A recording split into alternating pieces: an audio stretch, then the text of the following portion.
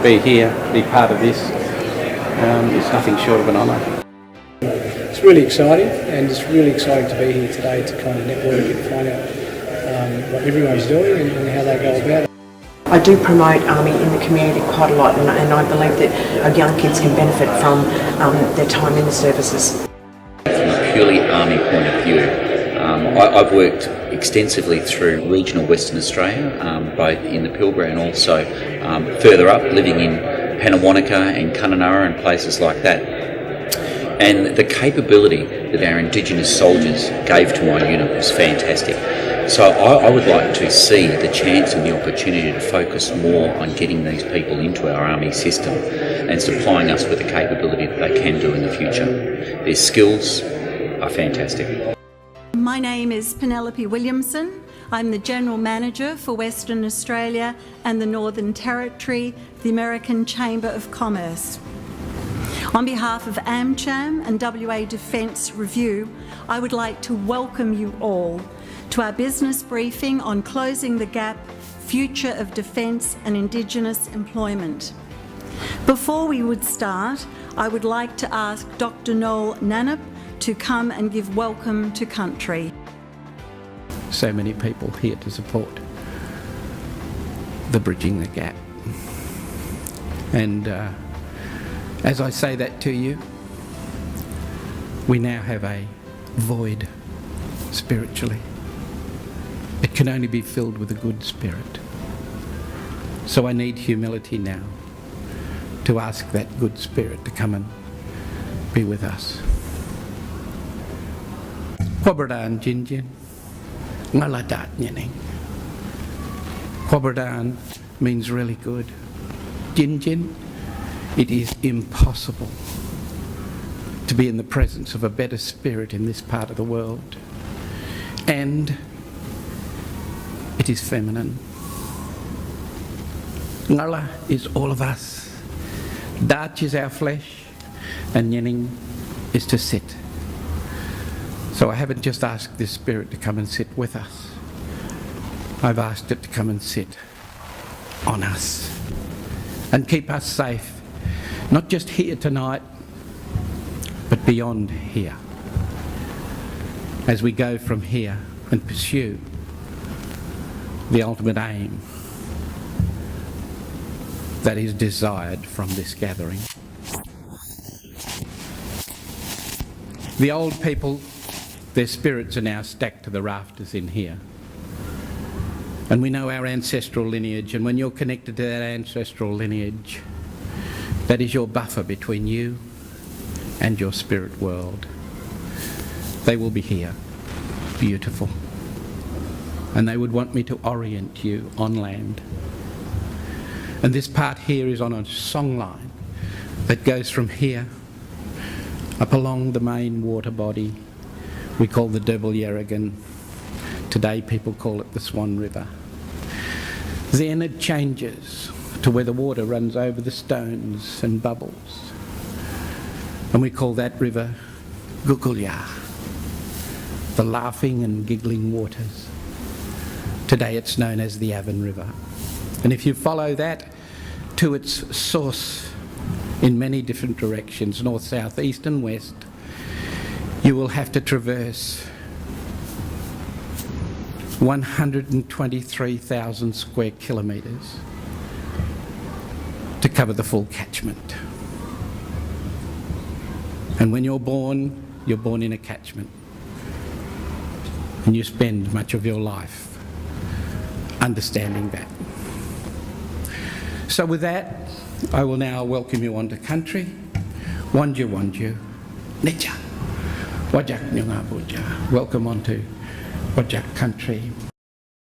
Thank you, Noel. That was a very meaningful rendition of Welcome to Country. I would like to extend a warm welcome to our special guests here this evening. Our co-event partner, Serge De Silva, Editor-in-Chief, WA Defence Review. Moderator, Lieutenant General Peter Leahy, former Chief of Army. Guest speaker, Adam Goods, CEO and Director of Indigenous Defence Consortium. Guest Speaker, Mark Brewer, Brigadier and Commandant, Royal Military College, Duntroon. Guest Speaker, Warrant Officer Class 1, Kenneth Nellyman, Regimental Sergeant Major, Army Recruit Training Centre, Kapooka, and of course, Dr. Noel Nannup.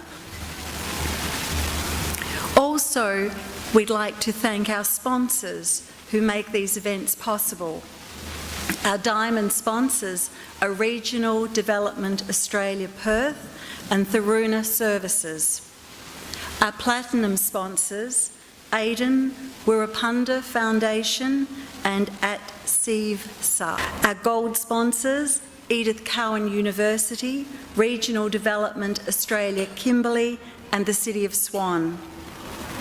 Our silver sponsors, Indaya Geospatial, Pindari WA Proprietary Limited and Maramara.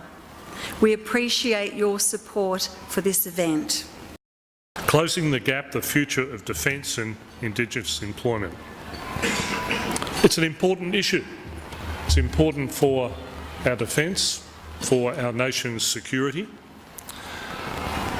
but it's also important for the Indigenous community that they can have the gap closed, and I think we have a responsibility to do that, and that can be through either employment in the Defence Force or in industry working and obtaining contracts to be able to support the Defence Force. As well as, I think, very important engagement and nation building and leadership building in our communities, a career in the ADF offers a real opportunities for Indigenous Australians to serve in the Army, Navy and Air Force. So both avenues, industry and a career in the military, offer real opportunities to close the gap for individuals and communities across the country. I would like to acknowledge the traditional custodians of the land on which we meet this evening, the Noongar people, and pay my respects to their elders, both past and present. So the Army from the top is committed to closing the gap, and we do that through a range of programs, but most notably our commitment to preparing Indigenous Australian people for successful careers in the Army. We had previously accepted the target of 3% Indigenous participation, not as an option, but as an order given by the government we serve. But because of our unique connection to the land, the Chief directed we go beyond that to an Indigenous participation rate of 5%. And as I'll explain later, we're working hard to get there. Increasing the Indigenous participation in the Army is not just the right thing to do. For the Army, it also answers a capability need. For the Army to be the best that we can be, we must attract the best talent, which means people from the widest breadth of the nation. And if we're not tapping into the talent of our Indigenous peoples, we won't be the best Army. The Army has a unique ability to develop people. Combining the talents of our Indigenous peoples with the Army's training system, the best training system in the country, means we can do more for our people, but we can make more soldiers, teammates, leaders. Stepping beyond the pure capability interests, the Army is also an important and trusted national institution. We all want an Army that makes a nation proud, an Army that reflects the diversity of the nation, an Army that enjoys strong bonds with all parts of the nation through its members. So to increase Indigenous participation, the Chief directed that Army take over, develop and then expand a range of extant defence Indigenous development programs. In terms of targets on our current trajectory, we're likely to progress past the 3% target sometime next year. But we do remain focused on our 5% goal. We're heading in the right direction, but I'm very conscious that this is just the start. We think our programs are sound, and who wouldn't want to join the Army? But we do know that we're in a very strong competition for talent. So we need to do better still, and we need to refine what we're doing to fill not just the positions that we've got on the shelf, but also expand the numbers that we're getting through in general enlistment. So I'm interested in hearing the questions and perhaps the suggestions that you have on how we might do things better. I think it's essential that we remain focused on learning from each program that we run, to continue to adapt and to optimise them. And we must continue to listen and learn from both our Indigenous recruits, but also from their communities, wherever they are. And we do need to reach a wider range of Indigenous communities. So we've got so far in about 12 months. This is just the start. And reflecting on the recommendations, 7 and 9 I have some influence on, and I think they're quite sound recommendations in terms of opportunities in the future for Western Australia for Indigenous development programs.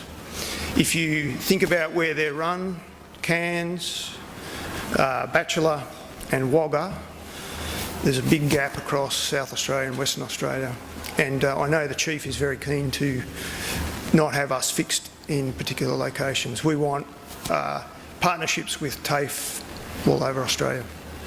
So I think that's an opportunity in probably the medium term. And the ADF ambassadors, I think, is a great idea. I will go back and start to talk with my bosses about how we might achieve that. Good evening. So for the welcome, Uncle Noel, thank you very much for that. In saying that, I'd also like to pay my respect to the elders of this land which we gather upon here tonight, not just as Ken Elliman, but Ken Elliman as the Torres Strait Islander. I'd like to do that and obviously pay my respect for our elders, both past, present and the future. For tonight, what I did want to do was just basically cover over my journey as a soldier, as an Indigenous cavalryman within Army. Hopefully highlighting with that some of the points that Brigadier Brewer brought out, but also to give some perspective of where I saw Army 30 years ago and where I see it now. I sit in my position as RSM of the Army Recruit Training Centre. My biggest joy was obviously to come across and also be a part of the Specialist Recruiting Team Indigenous, which started off from enacted by General Morrison, placed into his positions 8 Army positions. Sergeant John Angelhands was part of that as well, where we got to sit in a number of centres around our recruiting centres throughout Australia. Worked in coincide with Navy, had 3 Indigenous recruiting officers as well throughout, and then our job was to actually go out, promote and tell Indigenous men and women about our careers, about us and what the Defence Forces got. Admittedly, yes, we were Army, but obviously we're there to tell our young men and women about all the jobs within Defence. Okay? And I was very proud to actually be a part of that as well, to be the team leader of that. So going back, I think what that would tell you is that, and I put it to you that in 1987, when I was a recruit, 17 years old, left home to go to Kapuka training, I only come across one Aboriginal bloke who was, his last name was Mundine. He's from Redfern, and unfortunately he couldn't swim. So that was the end of his career. He then eventually got discharged and left the Army. As a recruit instructor, when I went back there in 98, 99, and doing my job of yelling at recruits, essentially I probably saw about up to 5 or 6 Indigenous recruits go through over a 2-year period. About 2.5 months ago, I counted over 100, or sorry, just short of 100 recruits, Indigenous recruits at Kapuka. Currently there's about 54 at training right now. So we are, I suppose, into the strength of what Brigadier Brewer was saying. Army is actually doing a fair bit, which I'm quite proud of. And if I can close off in Mum's language, or Meriam Giz, I would just like to say, Awaswa ad Mariam Kimem, thank you and God bless you all. You're an accomplished man, Australian of the Year. You could have done a lot of things. Why did you pick defence industry? Yeah, I think For me, you know, we heard earlier the conversation around the Defence White Paper. At the time when we were thinking about starting this business was $95 billion nation-building projects across the country.